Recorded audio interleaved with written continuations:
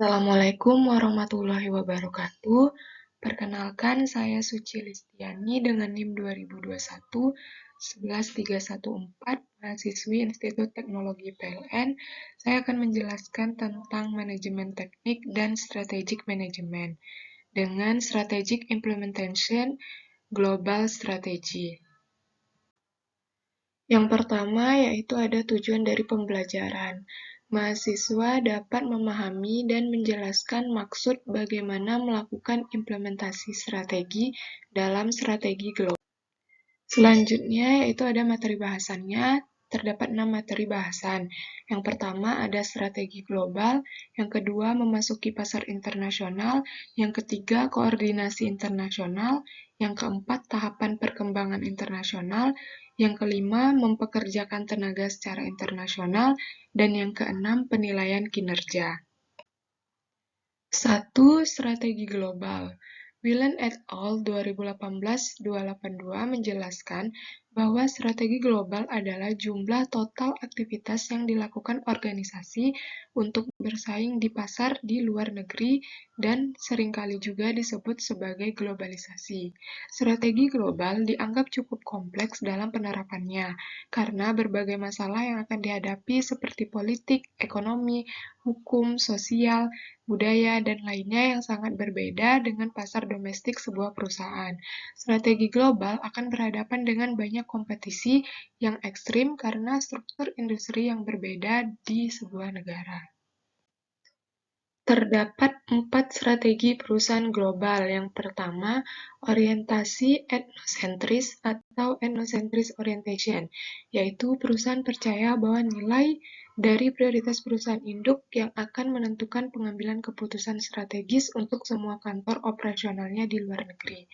Kemudian yang kedua, orientasi polisentris, yaitu perusahaan percaya bahwa budaya di sebuah negara di mana strategi akan diterapkan diperbolehkan untuk menentukan proses pengambilan keputusan di kantor operasionalnya di luar negeri. Kemudian yang ketiga, orientasi regiosentris. Perusahaan percaya bahwa pengaruh budaya di suatu negara yang dikonsentrasi oleh perusahaan dapat menentukan proses pengambilan keputusan, sehingga kantor operasionalnya di luar negeri perlu mempertimbangkan pengaruh-pengaruh dari kawasan tersebut. Dan yang keempat, orientasi geosentris. Perusahaan percaya bahwa perlu untuk mengadopsi pendekatan sistem global untuk pengambilan keputusan dan menekankan untuk melakukan integrasi global. Yang kedua yaitu memasuki pasar internasional. Berikut adalah beberapa mekanisme untuk memasuki dan bersaing di pasar internasional. Yang pertama, ekspor. Ekspor merupakan proses pengiriman atau penjualan barang dari dalam negeri dengan tujuan keluar dan dipasarkan di luar negeri. Kedua yaitu lisensi, merupakan sebuah perjanjian sebuah perusahaan yang memiliki kemampuan produksi dan merek dagang yang terkenal, memberikan hak kepada perusahaan lain di suatu negara untuk memproduksi atau menjual produk. Yang ketiga yaitu waralaba. Waralaba atau franchising merupakan sebuah perjanjian untuk memberikan hak secara waralaba oleh pemilik produk dan merek dagang kepada perusahaan lain untuk membuka toko dengan menggunakan nama dan sistem operasional dari pemilik waralaba. Kemudian ada usaha patungan atau joint venture. Joint venture ini dapat berupa asosiasi antara perusahaan dan firma di sebuah negara atau badan pemerintah di negara tersebut. Metode tersebut dianggap paling cepat untuk mendapatkan manajemen lokal dan juga mengurangi risiko untuk berhubungan dengan pejabat negara yang tidak menentu dan memakan waktu yang cukup lama. Kemudian selanjutnya akuisisi. Akuisisi merupakan langkah sebuah perusahaan untuk menguasai sebuah perusahaan atau sebuah entitas bisnis lain melalui pembelian saham dan memasuki ke sebuah negara dengan menjadi pemilik dari perusahaan di negara tersebut. Dan yang terakhir yaitu ada pengembangan lapangan hijau. Perusahaan dapat memilih untuk melakukan pengembangan lapangan hijau yaitu dengan membangun pabrik manufaktur dan sistem distribusinya dari awal dengan membeli lahan, membangun pabrik, dan menjalankan menggunakan manajemen sesuai dengan keinginan perusahaan. 3. Koordinasi internasional. Perusahaan internasional adalah perusahaan yang memiliki sejumlah aktivitas internasional, seperti ekspor-impor hingga melakukan produksi berskala penuh di luar negeri. Sebuah perusahaan multinasional atau multinational corporation adalah sebuah perusahaan internasional yang sangat berkembang di seluruh dunia, memiliki perspektif dunia dalam manajemen dan pengambilan keputusannya. Perusahaan MNC memiliki banyak anak perusahaan di luar negeri, maka rancangan terhadap pelaksanaan operasional di masing-masing anak perusahaan tersebut harus dilakukan dengan sangat intensif. 4. Tahapan perkembangan internasional. Berikut ini merupakan bagian tahapan perkembangan internasional. Terdapat 5 tahap. Yang pertama yaitu perusahaan domestik. Tahap kedua, perusahaan domestik dengan bagian ekspor. Yang ketiga, tahap perusahaan domestik dengan divisi ekspor. Kemudian tahap 4, perusahaan dengan penekanan multinasional. Dan yang terakhir, tahap 5, perusahaan MNC dengan penekanan global. Kemudian poin kelima, yaitu mempekerjakan tenaga secara internasional. Karyawan dan para pekerja yang dikirim ke luar negeri ini dikenal sebagai ekspatriasi atau juga disebut sebagai ekspatriat. Ekspatriat yang gagal, beberapa penelitian menunjukkan bahwa sekitar 20% hingga 45% dari tugas para ekspatriat tersebut menunjukkan kegagalan dalam menjalankan tugas mereka, dengan beberapa alasan sebagai berikut, yaitu kesulitan dalam menyesuaikan diri mereka dengan budaya di negara yang dituju, kemudian masalah yang berhubungan dengan keluarga ekspatriat, kemampuan teknis dan kurangnya motivasi untuk bekerja di luar negeri, kemudian belum dibekali dan diberikan kemampuan untuk bekerja di lingkungan yang berbeda, dan yang terakhir tidak memiliki komitmen terhadap perusahaan. Pembenahan ekspatriat. Berikut adalah beberapa faktor yang perlu diperhatikan oleh manajemen sebelum menentukan untuk mengangkat seorang manajer menjadi ekspatriat. Yang pertama, miliki alasan yang jelas dan kuat untuk mengangkat seorang manajer menjadi ekspatriat dan mengirimkan ke luar negeri. Yang kedua, manajer yang terpilih harus memiliki kepribadian yang terbuka agar dapat melakukan adaptasi dengan lingkungan baru.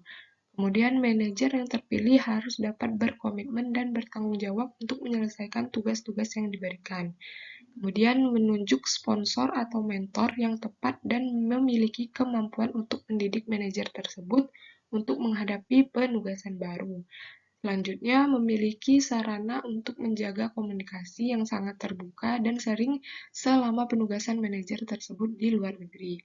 Kemudian, memiliki perencanaan pemulangan 6 bulan sebelum akhir penugasan untuk membahas proses kembali ke kantor pusat manajer tersebut.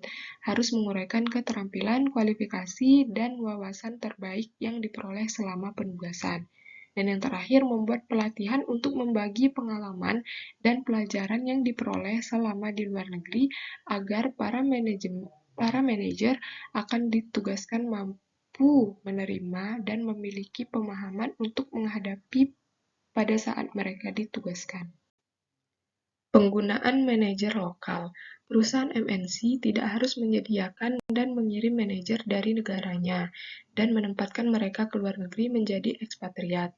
Perusahaan juga dapat menjaring dan mempekerjakan manajer yang memiliki kemampuan di negara tersebut untuk menjalankan tugas-tugas yang diberikan oleh kantor pusat negara asal. Mempekerjakan manajer lokal di sebuah negara memiliki beberapa keuntungan sebagai berikut. Tidak perlu beradaptasi dengan lingkungan karena berasal dari negara tersebut. Tidak perlu dibekali dengan perubahan kehidupan karena keluarga. Tidak perlu biaya tambahan yang harus dikeluarkan untuk para ekspatriat. Memiliki kemampuan yang tidak jauh berbeda dengan kualitas dari negara asal. Yang terakhir, mampu memberikan pemahaman yang dibutuhkan oleh perusahaan MNC untuk memahami perilaku konsumen lokal. Kemudian, penggunaan ekspatriat negara lain. Mempekerjakan ekspatriat dari negara lain dapat memberikan lebih banyak peluang untuk promosi dibandingkan dengan seperti kebijakan Uber dalam mempekerjakan orang lokal. Tapi, kebijakan untuk memperkerjakan ekspatriat negara lain ini juga dapat mengakibatkan lebih banyak kesalahpahaman dan konflik yang akan terjadi dengan karyawan lokal dan juga dengan karyawan negara tersebut. Poin keenam yaitu penilaian kinerja. Parameter yang paling sering digunakan untuk menilai suatu kinerja perusahaan MNC adalah pendekatan keuangan dari laporan keuangan. Rasio keuangan sendiri merupakan hal yang penting untuk diperhatikan dalam menjalankan sebuah perusahaan. Kantor pusat perusahaan MNC harus memastikan rasio keuangan yang akan digunakan untuk mengukur kinerja masing-masing anak perusahaan di luar negeri. Sebuah anak perusahaan dapat dikatakan dalam kondisi yang baik apabila memiliki 4 indikator yang dapat diketahui melalui laporan keuangan sebagai berikut. Yang pertama ada rasio likuiditas, yaitu merupakan rasio yang digunakan untuk melihat kemampuan perusahaan dalam melakukan kewajibannya membayar hutang ataupun untuk melakukan pengecekan terhadap efisiensi modal kerja. Yang kedua, ada rasio profitabilitas, merupakan rasio yang digunakan untuk menilai kemampuan sebuah perusahaan dalam menghasilkan keuntungan. Dan yang ketiga, ada rasio solvabilitas. Rasio solvabilitas merupakan rasio yang digunakan untuk mengukur kemampuan sebuah perusahaan dalam melunasi semua kewajiban yang bersifat jangka pendek dan jangka panjang. Dan yang keempat, ada rasio aktivitas. Rasio aktivitas merupakan rasio yang digunakan untuk mengukur tingkat kemampuan penggunaan aktiva atau kekayaan sebuah perusahaan.